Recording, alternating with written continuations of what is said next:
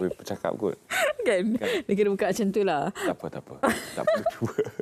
Sophie, kita ke segmen seterusnya. Daripada vroom-vroom tadi, kita akan berbincang berkaitan dengan ekonomi dan jalinan hubungan yang lebih erat di antara kita di Malaysia dan negara jiran kita Indonesia yang akan membuka satu fasa baru dalam perjalanan sejarah negara itu dengan terciptanya satu ibu kota baru, iaitu salah satu daripada faktor ekonomi utama di Kalimantan yang akan menjadi penarik kepada lebih ramai lagi untuk berkecimpung dalam bidang ekonomi di Pulau Borneo itu.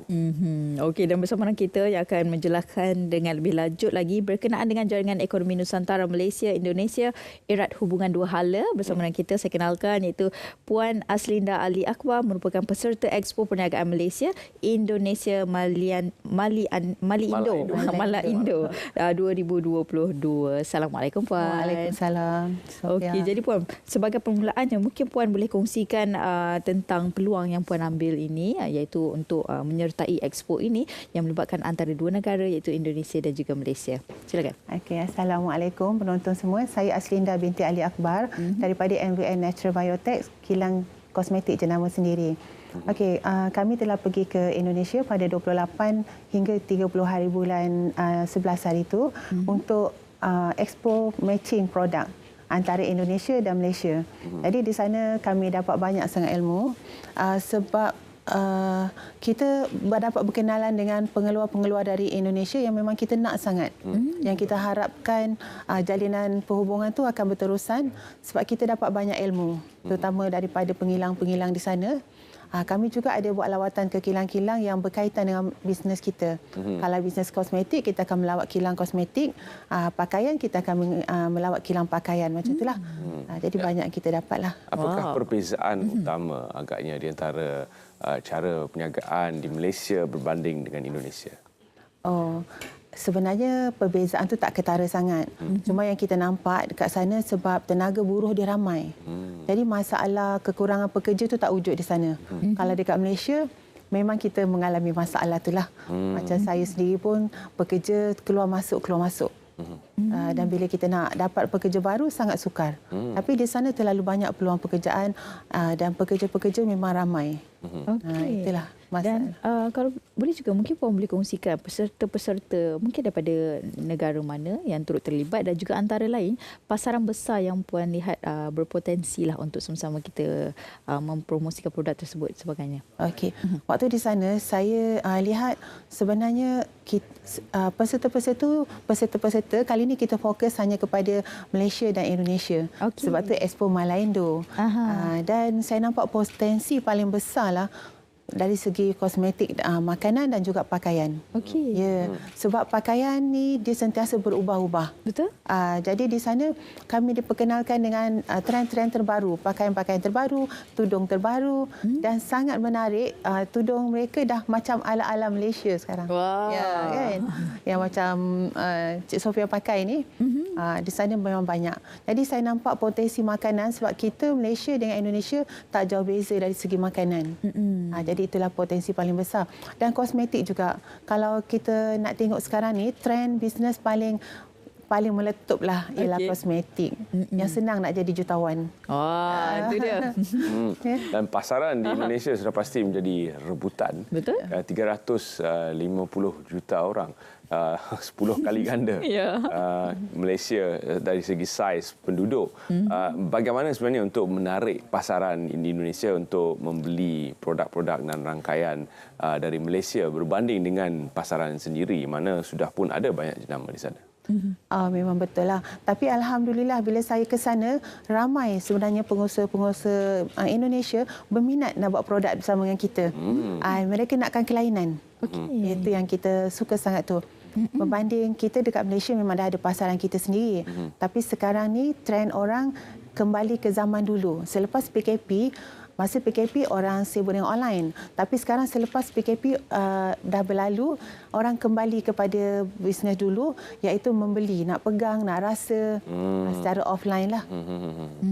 Okey, dan kalau kita lihat Puan, iaitu ibu kota negara Indonesia di Jakarta akan berpindah ke Kalimantan. Dan ini merupakan satu berita baik buat kita lah, iaitu jiran yang terdekat. Pastinya akan dapat limpahan nikmat daripada negara Indonesia sendiri. Jadi mungkin Puan boleh kongsikan apa lagi kelebihan lain? Oh ya, sebenarnya memang betul lah tentang pertukaran ibu negara tu kan. Saya dipahamkan mereka akan tukar nama ke Nusantara. Jadi di situ kita lihat ya, nikmat dia, mungkin dia akan berada dekat dengan Sabah dan Sarawak. Dan juga kalau kita nak bawa masuk barang boleh melalui Sabah dan Sarawak, mungkin tiket akan jadi murah sikit. Mungkin juga dekat sana kawasan dia akan jadi lebih lapang dan luas berbanding Jakarta yang sangat macet. Macet. Dan dipahamkan sebenarnya pertukaran tu kerana mereka nak mengelakkan masalah banjir yang selalu terjadi. Mungkin juga kapasiti penduduk terlalu ramai, tempat kosong dah tak ada, nak parking pun susah. Jadi kita rasa macam mungkin satu kebaikan untuk kita lah. Kita terima pertukaran tu dengan hati terbuka, sebab mungkin membawa kebaikan untuk kita bila kawasan tu akan jadi lapang dan kita lebih selesa. Pastinya. Ini, apakah strategi yang perlu diatur oleh ahli-ahli perniagaan di Malaysia untuk merebut peluang dan pasaran di Indonesia, terutama sekali apabila berlakunya perpindahan ibu negara ini nanti? Yes. Saya harap semua peniaga-peniaga akan merebut peluang untuk bersama peniaga-peniaga Indonesia dalam Expo Matching yang akan datang. Kita akan ada banyak lagi Expo Matching untuk kita bekerja dengan rangkaian-rangkaian investor dari Indonesia. Supplier dekat sana pun sangat bagus. Sebenarnya Indonesia ya, daripada segi kosmetik lah, dia orang lebih maju.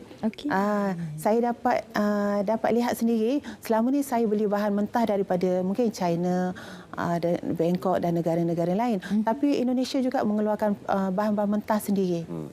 Jadi kita rasa daripada segi makanan, pakaian dan kosmetik, mungkin juga founder-founder dari Malaysia dah boleh bertukar arah untuk meluaskan lagi rangkaian perniagaan di sana. Itu dia. Jadi harga pun lebih kos pakai lebih murah lah kan. Daripada kita bergantung pada negara seperti China yang mungkin kita rasakan kadang-kadang dia akan tutup, kadang-kadang dia buka. Jadi kita pun susah. Kalau kita bergantung pada rakan yang berada di sebelah sahaja Indonesia, saya rasa lebih baiklah untuk para pengeluar, terutama sekali founder-founder yang sudah pasti ingin menjadi jutawan. Itu dia. Jadi kena ambil peluang ni kan, peluang keemasan. Jadi mungkin Puan boleh kongsikan lagi bila lagi expo seperti ini akan dijalankan? Kita akan adakan pada bulan 2 akan datang. Tapi pihak Indonesia juga ada WhatsApp saya tadi. Diorang akan adakan pada hujung bulan 12. Jadi kepada siapa yang berminat, bolehlah nanti hubungi saya untuk kita bekerjasama. Jadi bagaimana untuk mereka berhubung dengan Puan? Instagram, Facebook? Macam mana? Oh ya, boleh hubungi saya di Facebook NVN Natural Biotech. Kita juga sebenarnya ada package ya. Package yang sangat menarik untuk founder-founder yang nak menjadi jutawan. Kita offer dengan hanya RM3,000 sahaja untuk menjadi founder. Dapat produk, dapat packaging, kotak dan juga dapat KKM sekali. Wah, itu dia memudahkan untuk anda menjadi jutawan. Ya. Itu dia. Dengan NVL, sesiapa pun boleh jadi jutawan. InsyaAllah. Okey, insya-Allah. Yang penting kena ada usaha lah seiring kan. Okey, dan Puan, kalau kita lihat expo seperti ini, selain daripada kelebihan yang Puan kongsikan tadi, apa lagi antara perkara yang boleh kita ambil kira, sebab ini merupakan perniagaan yang boleh kita mulakan bukan dalam negara saja, malah ia akan melibatkan negara luar ataupun berperingkat antarabangsa orang katakan. Jadi ini merupakan satu berita baik juga sebenarnya untuk peniaga untuk mulakan perniagaan bermula dengan expo ini. Ya, betul. Tetapi pengusaha sendiri kena faham ya, bila kita jadi founder, untuk masuk ke sana kita kena tahu juga cara-cara macam mana kita nak bawa barang masuk. Dia ada borang-borang yang perlu diisi, custom yang kita perlu lalui. Sebab tu perlunya kita ada rangkaian persahabatan macam ni supaya kita tahu dan bertanya apa yang kita patut tahu. Di sana juga kadang-kadang orang tak faham bila expo matching. Expo matching ni maknanya B2B. Kita lebih kepada nak cari usahawan di sana yang bisnes lebih kurang sama dengan kita untuk kita matchingkan dan bekerjasama. Jadi nasihat saya kepada peniaga-peniaga boleh join kita orang untuk lebih mengetahui apa yang ilmu yang kita ada, kita akan kongsi bersama. Jadi ini adalah kebaikannya menjalankan expo seperti ini. Di Malaysia, adakah rangkaian expo begini adalah unik dan adakah Puan bercadang untuk selepas bulan Februari nanti apabila langsungnya yang kedua untuk terus jadikannya siri expo untuk menarik minat lebih ramai pengusaha? Ya, harus. Kerana sambutan sangat menggalakkan Puan Masini sebab kita ambil peluang dengan harga yang murah. Sebab Indonesia dekat. Jadi tak perlulah kita nak pergi macam mungkin kalau kita nak melebarkan sayap ke Korea, ke negara-negara lain memerlukan kos yang tinggi. Tapi di Indonesia kos tak terlalu tinggi, kita masih lagi mampu untuk bekerjasama dengan pengusaha Indonesia. Okey, dan kalau Puan lihat tadi, Puan kata antara barang-barangan yang cukup mendapat perhatian adalah seperti kosmetik, makanan dan juga baju. Yang mungkin ada potensi lah untuk mendapat perhatian antara produk lain. Apa dia, Puan? Saya rasa mungkin juga kerjasama daripada segi perkara-perkara lain tu perkhidmatan. Perkhidmatan pembantu rumah, perkhidmatan komputer dan juga teknologi. Sebab teknologi Indonesia sebenarnya maju. Kita boleh juga bekerjasama dari bidang itulah. Baik, dengan itu kita ucapkan terima kasih kepada Puan Aslinda kerana sudi bersama kami dalam Saat Pagi Malaysia. Kita ucapkan selamat berjaya dengan penganjuran Expo Perniagaan Malaysia-Indonesia Malaindo 2022 yang seterusnya, satu di hujung tahun nanti dan satu lagi insya-Allah pada tahun hadapan bulan Februari. Terima kasih kita ucapkan. Baik, seterusnya kita akan ke cerita pagi di Labuan.